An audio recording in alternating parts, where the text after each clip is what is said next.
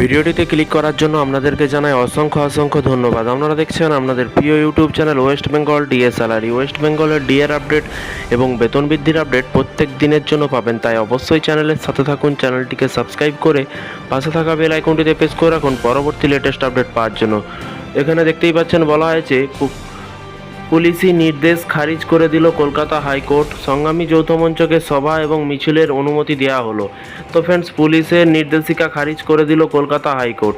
সংগ্রামী যৌথ মঞ্চকে সভা ও মিছিল করার অনুমতি কিন্তু দেওয়া হলো।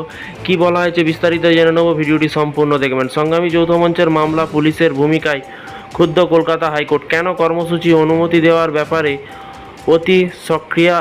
অতি সক্রিয়তা দেখালো পুলিশ, তা নিয়ে কিন্তু প্রশ্ন তুলল আদালত। মঙ্গলবার বিচারপতি রায় চট্টোপাধ্যায় সংগ্রামী যৌথ মঞ্চকে কিন্তু মহার্ঘ ভাতার দাবি এবং তাদের উপর হামলার কিন্তু প্রতিবাদে মিছিল করার অনুমতি দিয়েছে। আদালত জানিয়েছে যে বুধবার দুপুর 12টায় পশ্চিম বর্ধমান জেলায় পাণ্ডবেশ্বর রেল স্টেশন থেকে কিন্তু ফুলবাগান দুর্গা মন্দির পর্যন্ত মিছিল ও সেখানে কিন্তু সভা করতে পারবে ওই সংগঠন। প্রসঙ্গত ডিএর দাবিতে এবং তাদের উপর হামলার প্রতিবাদে পাণ্ডবেশ্বরে মিছিল এবং সভা করতে চেয়ে পুলিশের কাছে কিন্তু আবেদন করেছিল সংগ্রামী যৌথ মঞ্চ, কিন্তু পুলিশ অনুমতি দেয়নি। মঞ্চের আইনজীবী বিক্রম বন্দ্যোপাধ্যায়ের বক্তব্য কি বলেছেন, অনুমতি খারিজ করে যারা রাজ্য জানায় যে নির্বাচন চলাকালীন এমন অনুমতি দেওয়া সম্ভব নয়। পুলিশের ওই সিদ্ধান্তের বিরুদ্ধে হাইকোর্টে গিয়েছিল সংগ্রামী যৌথ মঞ্চ। মঙ্গলবার ওই মামলার কিন্তু শুনানিতে নির্বাচন কমিশন জানায় যে নির্বাচনের সঙ্গে ওই কর্মসূচির কোনো সম্পর্ক নেই। ওই কর্মসূচিতে কমিশনের কোনো আপত্তি নেই। কমিশনের ওই বক্তব্যের পরে পুলিশের ভূমিকাও সমালোচনা করে আদালত। বিচারপতি চট্টোপাধ্যায় বলছে জেলায় পুলিশ নিজেকে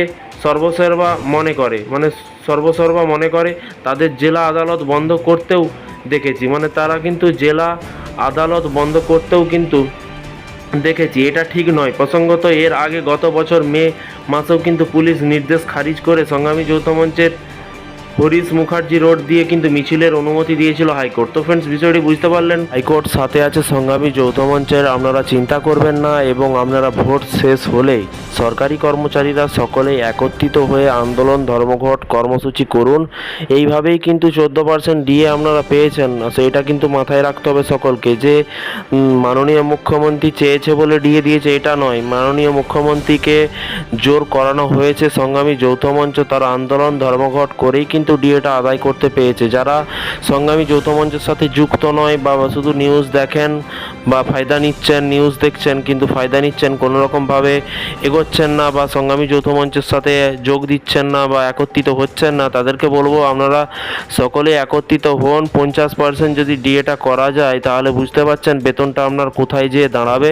কেন্দ্রীয় হারেই কিন্তু সমতুল্য বেতন পাবেন। তো ভিডিওটি এই ছিল আজকে একটি ছোট্ট আপডেট।